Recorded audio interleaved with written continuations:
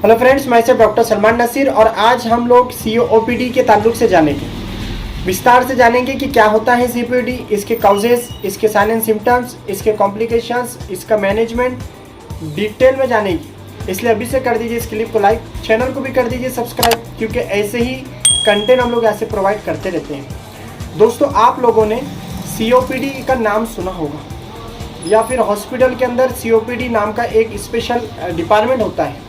तो आज मैं आपको यही बताऊंगा कि COPD क्या होता है। दोस्तों, COPD का अगर हम फुल फॉर्म देखेंगे तो chronic obstructive pulmonary disease. Chronic मतलब पुराना, बहुत काफ़ी टाइम से जो चल रहा है। ऑब्स्ट्रक्टिव मतलब ऑब्स्ट्रक्शन हुआ है, और पल्मोनरी यानी लंग्स डिजीज़। तो इससे हमको डेफिनेशन हमको क्लियर कट समझ में आती है कि एक ऐसा ऑब्स्ट्रक्टिव डिजीज़ है लंग्स के अंदर होने वाला, जो कि क्रोनिक हो सकता है। तो दोस्तों, COPD जो है स्पेसिफिक कोई एक बीमारी का नाम नहीं है, बल्कि 2 से 3 और 3 से 4 अलग अलग तरीके की डिजीज़ का ग्रुप होता है COPD। यानी ये एक डिसऑर्डर है और ये लंग डिजीज़ होता है। इसमें कॉमनली अस्थमा जो है, क्रोनिक अस्थमा अगर है, साथ ही एम्फाइजीमा है, और साथ ही ब्रोंकाइटिस है, क्रोनिक ब्रोंकाइटिस है, और साथ ही ब्रोंकेक्टेसिस है। इस तरह से 3 से 4 डिजीज़, अलग अलग ग्रुप ऑफ डिजीज़ कहलाता है COPD। इसको दोस्तों कुछ और नाम से भी जाना जाता है, जैसे कि क्रोनिक एयरवे ऑब्स्ट्रक्शन या क्रोनिक एयर फ्लो लिमिटेशंस। इस तरह अलग अलग नामों से इसको भी जाना जाता है। जो डिजीज़ का ग्रुप यहाँ पर इंक्लूड है दोस्तों, उसमें कॉमन सबसे ज़्यादा एम्फाइजीमा और क्रोनिक ब्रोंकाइटिस है। अब मैं आप लोगों को चारों डिजीज़ जो इसके ग्रुप के, जो इसके काउजेस बन सकते हैं, क्रोनिक अस्थमा की बात करेंगे। तो दोस्तों, मैंने आपको इससे लास्ट वाली क्लिप में बताया ही था कि अस्थमा एक एयर फ्लो ऑब्स्ट्रक्शन डिजीज़ है, जहाँ इन्फ्लामेशन या फिर किसी एलर्जेंस या एक्सटर्नल जो पार्टिकल्स होते हैं, एलर्जेंस होते हैं, तो इसकी वजह से जो हाइपर रिस्पॉन्सिवनेस या condition in which a person airway become inflamed, narrow and swell and produce mucus which make difficult to breathing। ठीक है, एक ऐसा इन्फ्लामेशन हो जाता है, स्वेलिंग हो जाती है, जिसकी वजह से म्यूकस सिक्रेशन होता है और जिसकी वजह से डिफ़िकल्टी इन ब्रीथिंग, सांस लेने में दिक्कत होती है। तो अस्थमा के ताल्लुक से तो हमने जाने थे। अब ये होता है, क्या होता है एम्फाइजीमा। जैसे कि दोस्तों ट्रैकिया होती है, जिसको वाइन पाइप कहते हैं, हवाओं की नाली जिसको हम कह सकते हैं आम जुबान में, जब वो डिवाइड होती है लंग्स के अंदर, जिसको हम कॉमनली कहते हैं ब्रोंकाई, फिर वो प्राइमरी, सेकेंडरी, टर्शरी, अलग अलग तरीके के ब्रोंकाई के अंदर जब डिवाइड होती है, उसके बाद वहाँ से ब्रोंकियोल्स के अंदर डिवाइड होती है, और लास्ट वाला जो सबसे लास्ट वाला जो हिस्सा होता है, जिसको हम सैक्स कहते हैं या अल्वेलर सैक्स कहते हैं या अल्वेलाई कहते हैं, the smallest part of lungs, जहाँ पर गैस क्या होता है, एक्सचेंज होता है, यानी बाहर से आया हुआ ऑक्सीजन और यहाँ से जाता है बाहर कार्बन डाइऑक्साइड। तो ये जो गैस एक्सचेंज होता है दोस्तों, इसमें एयर सैक्स की जो वॉल होती है वो डैमेज हो जाती है, जिसकी वजह से जो उसकी इलास्टिसिटी है वो भी डैमेज हो जाती है, जिसके कारण वहाँ मौजूद जो एयर है वो बाहर पास नहीं होती।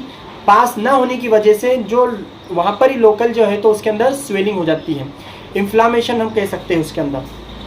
और इसी तरह से बाहर की जो एयर है वो अंदर नहीं आती, और अंदर वाली जो एयर है वो बाहर अच्छे से या क्लियरली बाहर नहीं जाती, जिसके बाइस वहाँ पर स्वेलिंग हो जाती है, जिसको कहते हैं एम्फाइजीमा।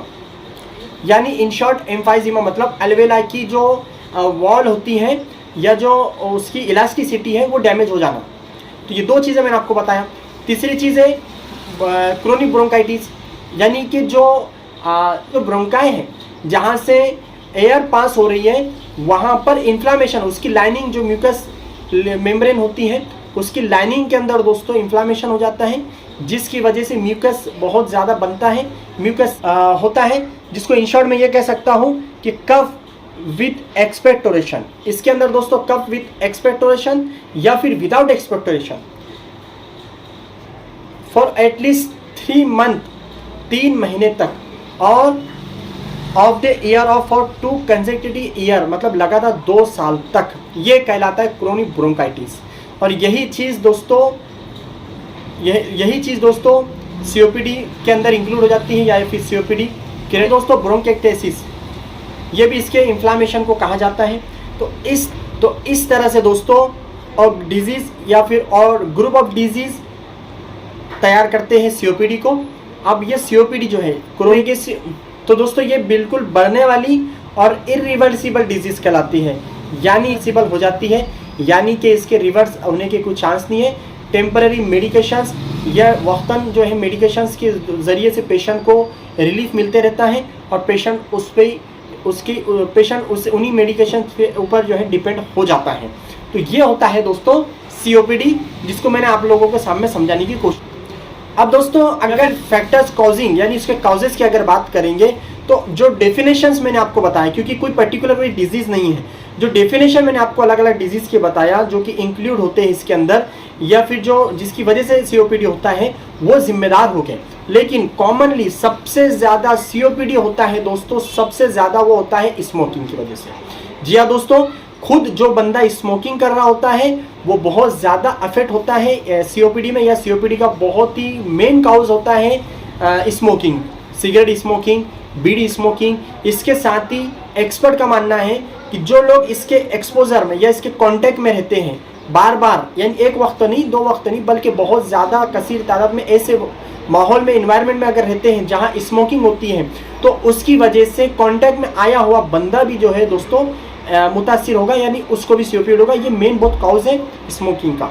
इसके साथ ही दोस्तों ऑक्यूपेशनल एक्सपोजर, जो भी इन्वायरमेंट बन चुका है, एयर पोल्यूशन जिसको हम कह सकते हैं, हवाओं की जो गंदगी है, कि दोस्तों जो इंडस्ट्रियल एरियाज होते हैं, इसके साथ ही जो बहुत ज़्यादा फ्यूल्स वगैरह हैं, बहुत ज़्यादा ऐसी जगह जहाँ जो पोल्यूशन है, एयर पोल्यूशन है बहुत ज़्यादा होता है, ऐसे एरिया में रहने वाले, या फिर कुछ ऐसे ऑक्यूपेशन होते हैं जिन लोगों को ज़्यादातर ऐसे ही माहौल में रहना होता है, ऐसे लोग बहुत ज़्यादा इसमें अफेक्ट होते हैं। यानी एक्सपोजर, ऑक्यूपेशनल एक्सपोजर जो है बहुत मेन कॉज होता है, खासकर जिसमें ऑर्गेनिक और इनऑर्गेनिक डस्ट जो है, और साथ ही कुछ ऐसे टॉक्सिक गैसेस होती हैं। साथ ही दोस्तों फैमिलियल यानी कि जेनेटिक्स भी ये माना जाता है, जैसे कि अल्फा-1 एंटीट्रिप्सिन डेफिशिएंसी।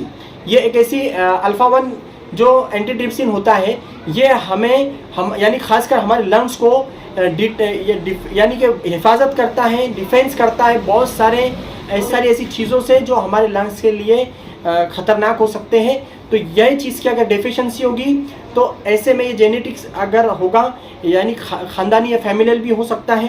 तो इस तरह से दोस्तों इसके बहुत सारे कॉजेज़ हैं।